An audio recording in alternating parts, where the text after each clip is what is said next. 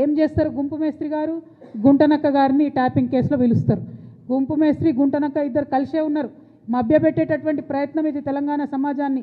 రేపు పొద్దున మీరు నోటిఫికేషన్ ఇస్తున్నారు మున్సిపాలిటీస్ కోసం, మా బీసీలంతా ఏకమవుతారు, ఏమైంది మా 42% అడుగుతారని చెప్పి కొత్త డ్రామా మొదలుపెట్టిరు తప్పితే ఇది ప్రజలకు వనికొచ్చేటటువంటిది కాదు. వాళ్ళిద్దరు కూడా కలిసే ఉన్నారు.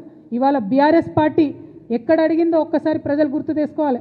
బీసీలకు 42% రిజర్వేషన్ ఇవ్వకుండా ఎట్లా మున్సిపల్ ఎలక్షన్లకు పోతారని బీఆర్ఎస్ పార్టీ ఉద్యమాలు చేస్తున్నదా ఇవాళ బీసీ బిడ్డలు గమనించాలి.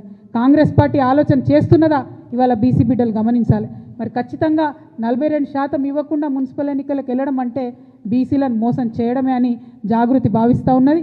మరి సత్యనారాయణ గారి స్ఫూర్తితోని మేము మరొకసారి డిమాండ్ చేస్తూ ఉన్నాం. ఏం తొందర లేదు, ఎన్నికలకు ఏం ఇబ్బంది లేదు.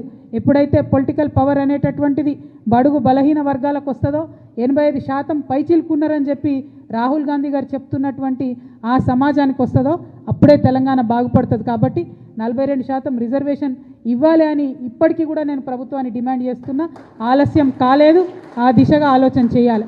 ఒకవేళ ఇవ్వకుండా ప్రభుత్వం ముందుకు పోతే మాకు చాలా మంది ఫోన్లు చేస్తున్నారు, జాగృతిగా మీరు మద్దతు ఇవ్వండి అని.